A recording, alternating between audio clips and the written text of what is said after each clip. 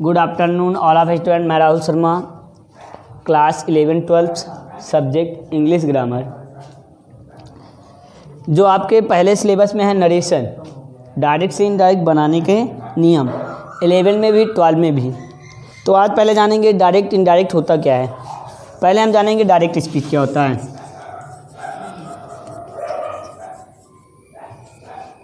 Direct speech प्रत्यक्षवाच।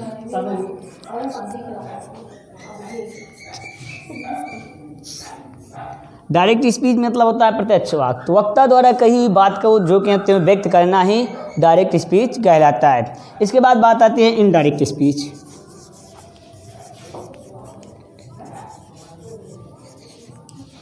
इसका अर्थ होता है अप्रत्यक्ष वाच्य। इसका अर्थ होता है वक्ता द्वारा कही हुई बातों को अपने शब्दों में बतलाना ही इनडायरेक्ट स्पीच होता है। अब जानेंगे डायरेक्ट स्पीच से इनडायरेक्ट स्पीच के बारे में। कुछ रूल्स होते हैं डायरेक्ट से इनडायरेक्ट बनाने के, कुछ रूल्स होते हैं। फर्स्ट होता है इन्वर्टेड कामा के बाहर वाला भाग। इन्वर्टेड कामा के बाहर वाला भाग, बाहर वाला भाग। इन्वर्टेड कामा के बाहर वाला भाग रिपोर्टिंग वर्ब,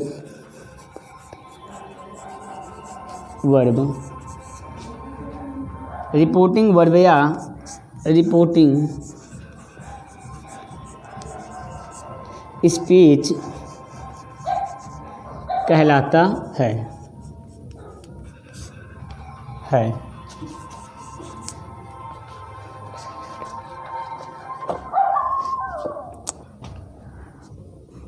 इन्वर्टेड कामा के बाहर वाले भाग को रिपोर्टिंग वर्ब या रिपोर्टिंग स्पीच कहते हैं। सेकंड होता है इन्वर्टेड कामा के अंदर वाले भाग को बारे में क्या कहते हैं। इन्वर्टेड कामा के अंदर वाले भाग, कामा के अंदर वाला भाग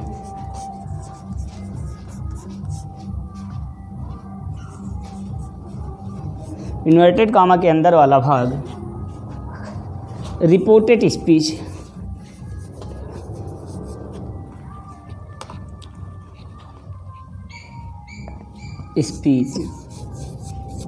या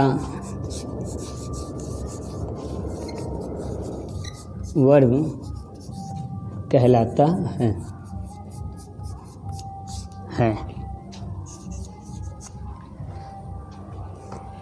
इन्वर्टेड कामा के बाहर वाला भाग रिपोर्टिंग वर्ब या रिपोर्टिंग स्पीच कहलाता है। इन्वर्टेड कामा के अंदर वाले भाग को रिपोर्टेड वर्ब या रिपोर्टेड स्पीच कहते हैं। जैसे ही सेड एज, एग्जाम्पल समझिए कौन होता है। He said to me, comma inverted comma में, Mohan will go to market. Mohan will go to the market. ए हुआ इन्वर्टेड कामा के बाहर वाला भाग, ए हुआ इन्वर्टेड कामा के अंदर वाला भाग।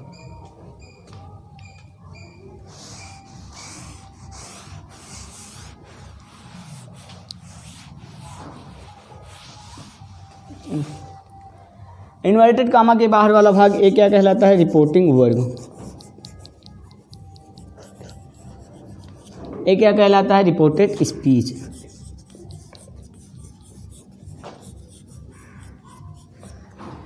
इसी भाग को प्रिंसिपल क्लास भी कहा जाता है। इस भाग को सबऑर्डिनेट क्लास भी कहा जाता है। अब जानेंगे डायरेक्ट से इनडायरेक्ट बनाने के कुछ रूल्स, जो आज कुछ रूल्स और वर्ब चेंजिंग बताएंगे। नेक्स्ट डे आपको और कुछ बताया जाएगा, बट आज थोड़ा से जान लीजिए इसके पार्ट्स में वर्ब चेंजिंग और डायरेक्ट से इनडायरेक्ट कैसे बनाया जाता है। नरेशन चेंजिंग थोड़ा जान लीजिए। रूल इसका होता है, फर्स्ट रूल, यदि ऐसे समझिए, यदि रिपोर्टिंग वर्ब में वर्ब के बाद कोई ऑब्जेक्ट आया हो, जैसे he said to me, he said to me Sohan will go to market. Sohan will go to market.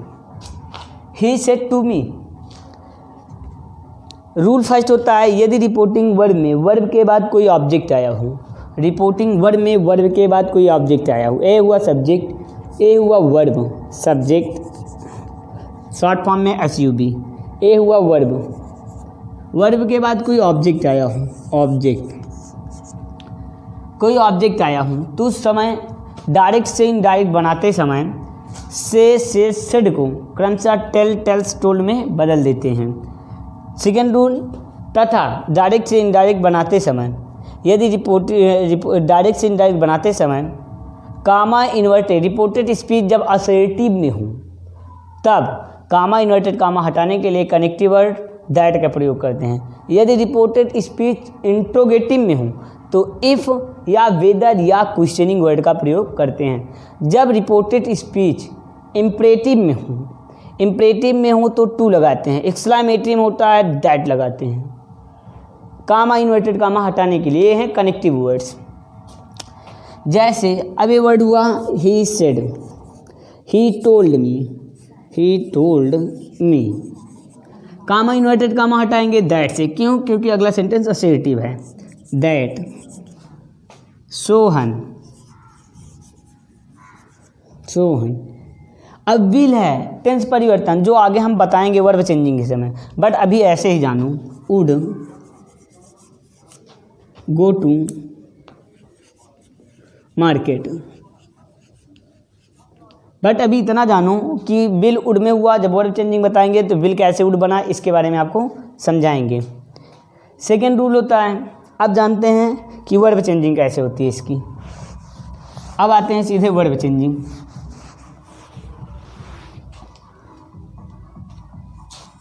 Verb changing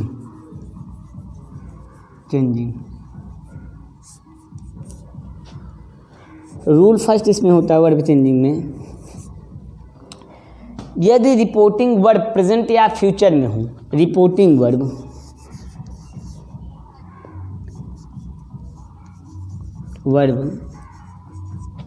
present या फ्यूचर में हो, या फ्यूचर में हो,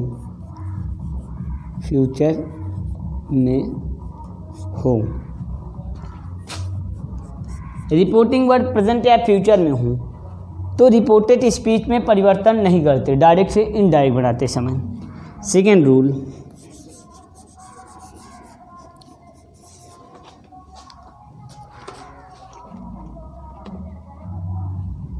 यदि रिपोर्टिंग वर्ब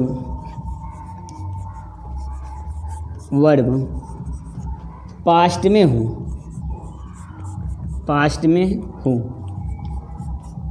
तो वर्ब चेंजिंग करते हैं। वर्ब चेंजिंग किया जाता है।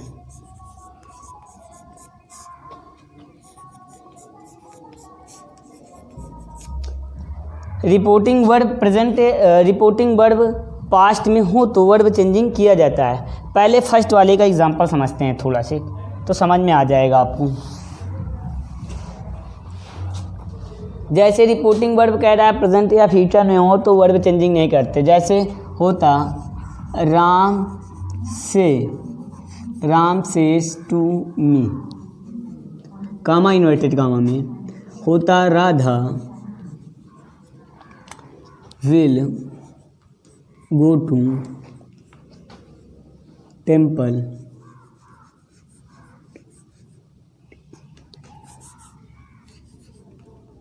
Radha will go to temple.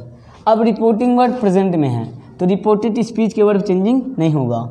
यहाँ हो जाएगा Ram tells me that Radha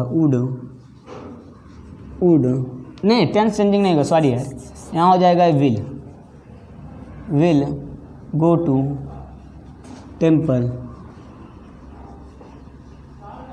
Radha will go to temple. ये रूल हुआ फर्स्ट वर्ब चेंजिंग का। सेकेंड रूल कह रहा है यदि रिपोर्टिंग वर्ब पास्ट में हो तो वर्ब चेंजिंग होगी। जैसे होता teacher said,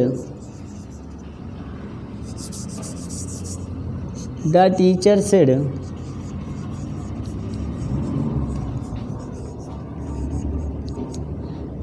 the teacher said.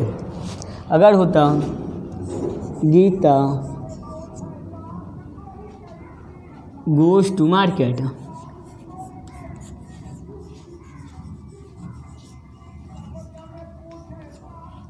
अब reported speech past, reporting verb past में है और वर्ब के बाद कोई ऑब्जेक्ट नहीं है तो से सेड को टेल टेल्स टोल्ड में नहीं बदलते। अब हो जाएगा the teacher said that.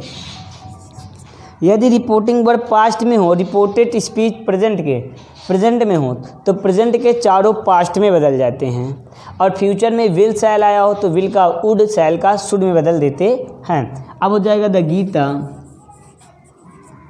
Went to market. इसके अनुसार लगाएंगे। अगर प्रेजेंट है तो पास्ट में, प्रेजेंट इंडेफिनिट होता है पास्ट इंडेफिनिट, प्रेजेंट कंटिन्यूअस होता है पास्ट कंटिन्यूअस, प्रेजेंट परफेक्ट होता है तो past perfect, present perfect continuous होता है तो पास्ट परफेक्ट कंटिन्यूअस में।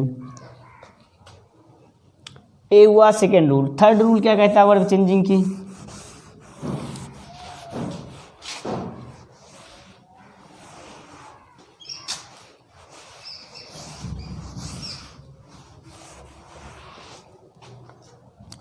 रूल थर्ड कहता है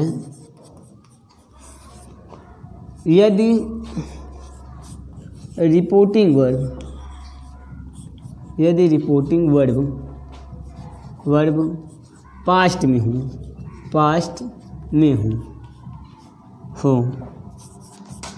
और रिपोर्टेड स्पीच भी पास्ट में हो,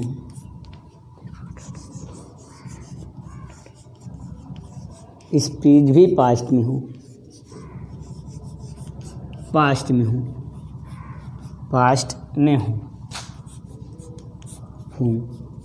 तो यदि रिपोर्टिंग वर्ब भी पास्ट में हो, रिपोर्टेड स्पीच भी पास्ट में हो तो केवल दो टेंसों में परिवर्तन। पास्ट इंडेफिनिट, पास्ट परफेक्ट में, past continuous, past perfect continuous में। जैसे एग्जांपल होता he said to me, comma inverted comma में, राधा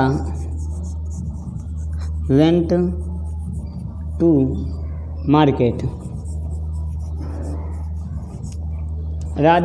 मार्केट, अब ये भी पास्ट में, रिपोर्टिंग वर्ब भी पास्ट में, रिपोर्टेड स्पीच भी पास्ट में। तब ये प्रेजेंट इंडेफिनिट है तो पास्ट परफेक्ट में, अगर पास्ट इंडेफिनिट है तो पास्ट परफेक्ट में, पास्ट कंटिन्यूअस होता है तो पास्ट परफेक्ट कंटिन्यूअस में। अब चेंज करेंगे, हो जाएगा he told me that Radha had. अब वर्ब की हैड लगा है तो वर्ब की third form had gone to market. इस तरह से समाप्त होता है वर्ब चेंजिंग। अब आपकी बुक में एक्सरसाइज दी गई है,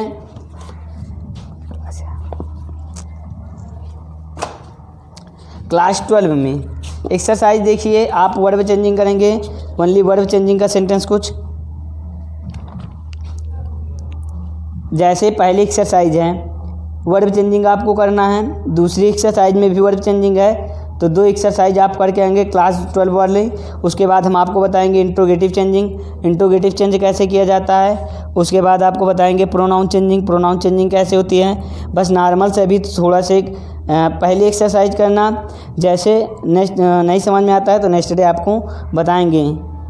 फ़िलहाल मेरे ख्याल से तो वर्ब अभी प्रोनाउन चेंजिंग नहीं है, जो नहीं आएगा समझ में आप टिक करके कमेंट्स कर देंगे, हम बताएंगे कैसे चेंज किया जाता है। बट आप थोड़ा से, मेरे ख्याल से मैं एक्सरसाइज कुछ वर्क दे दे रहा हूँ क्योंकि एक्सरसाइज में प्रोनाउन चेंजिंग भी दी गई है जो आपको नहीं आएगा, तो मैं कुछ एक्सरसाइज दे रहा हूँ, प्रोनाउन चेंजिंग बता देंगे तब आप वर्क करके आएंगे, बुक की एक्सरसाइज कर पाएंगे।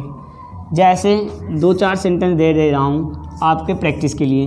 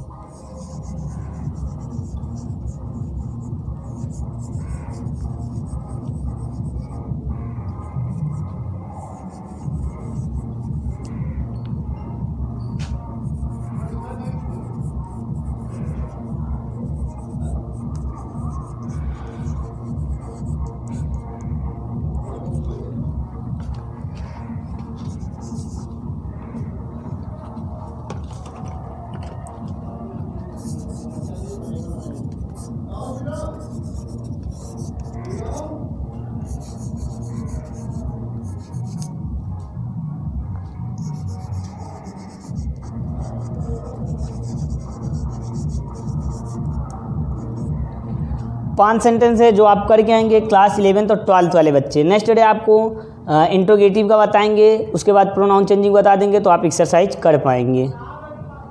नेक्स्ट डे आपको हम बताएंगे इंट्रोगेटिव चेंजिंग और प्रोनाउन चेंजिंग्स।